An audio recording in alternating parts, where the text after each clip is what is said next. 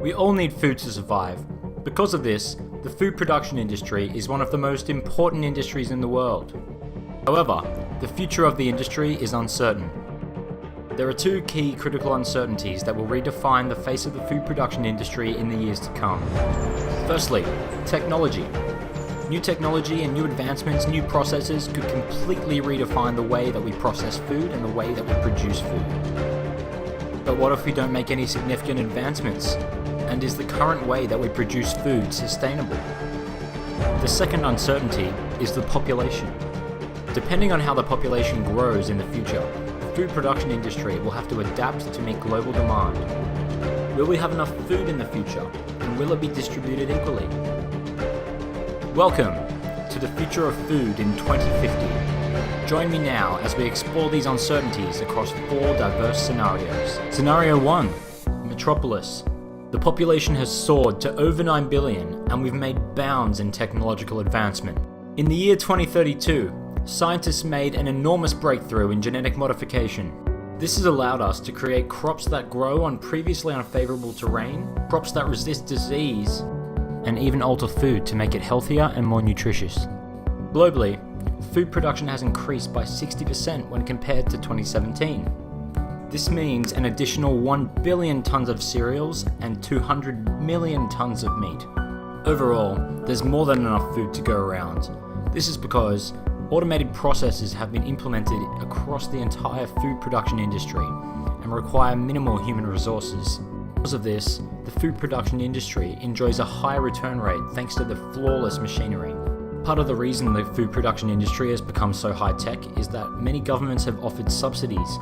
However, these subsidies generally require the latest technology and processes. Therefore, every business in the food production industry has generally kept up with the times. Genetically modified food is now the norm and is continually brought home to the dinner table and widely accepted as being safe to eat. Furthermore, genetic modification has allowed us to alter livestock and livestock feed to drastically reduce the amount of greenhouse gases that are emitted. And while the urbanization of land is far-reaching in 2050, these technological advancements have allowed us to reduce carbon emissions to levels below where they were in 2017. Part of this is also due to the establishment of a United Nations for Food. This new non-government organization ensures the sustainability and efficiency of the food production industry worldwide. Food production has scaled to meet global demand. The state of living is high and global tension is low.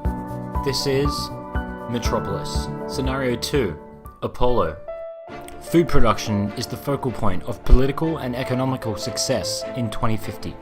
However, the natural environment has suffered in the last few decades, wiping out over 50% of the world's population. Extreme drought, flash flooding, earthquakes, tsunamis, disease, and more have been the downfall of the human race. But we're now slowly on the mend, thanks to advancement and innovation in technology. The majority of food produced is now made entirely by machines. However, shifts in consumer sentiment now mean that food grown naturally is more sought after and therefore more expensive. The reason for this is the environment's decline now means that there's little land available for farming, and the land that is available cannot be overworked.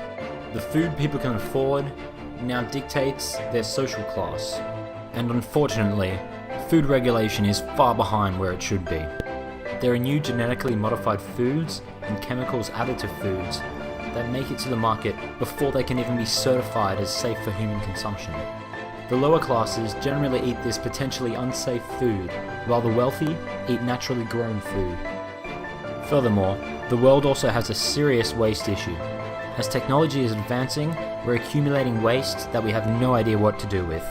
Because of this, and because of the disparity and lack of regulation in the food market, some countries are in a state of unrest and global tensions are high. Overall, there's more than enough food to go around, but it's not distributed equally, and it's not the same quality. We've made some significant advancements in technology, but they continue to divide us.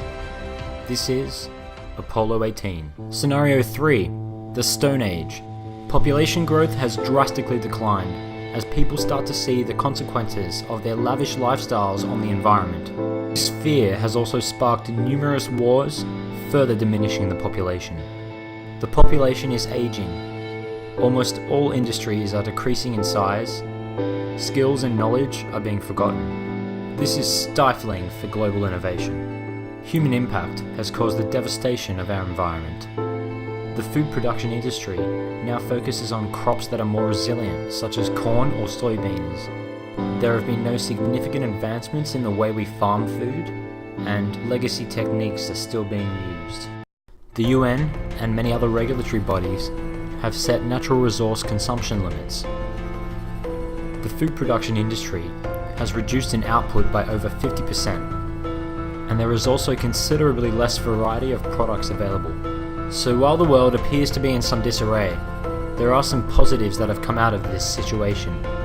The realization of humankind's previous wrongdoing has forced companies and people to come together and socially collaborate more than they ever have in the past.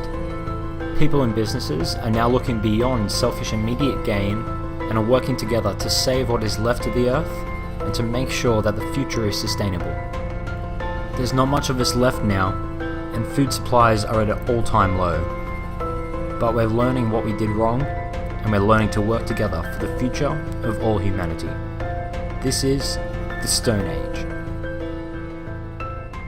Scenario 4. Price famine.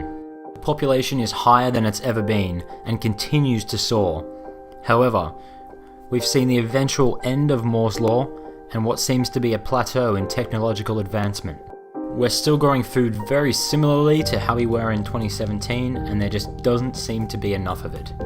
Food shortages are the biggest global concern, and international relations are in turmoil as governments create new export laws saving food for their own countries.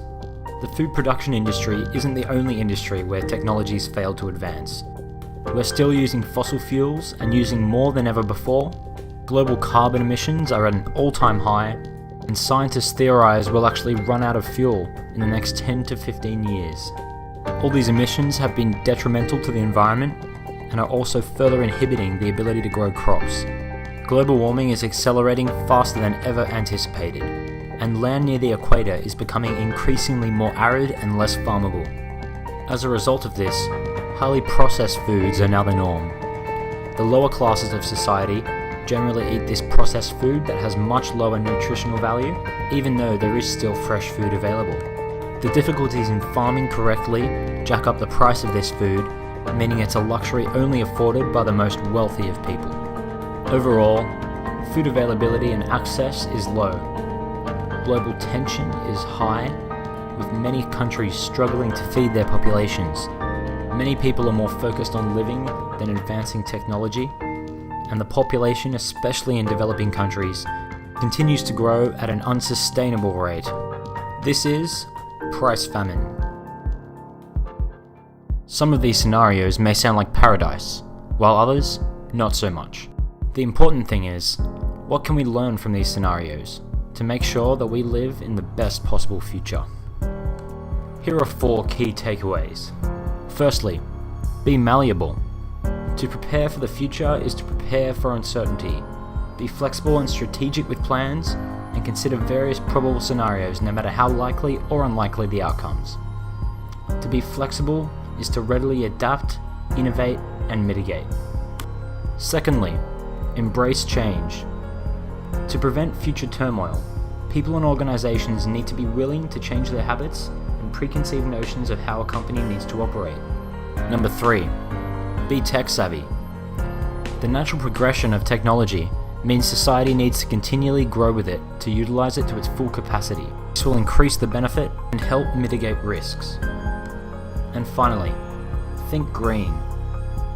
With the clear effect of climate change, society cannot continue to rely on the environment as we currently do. We need to focus on the bigger picture and work together to ensure the environment is sustainable in the future, and also the food production industry.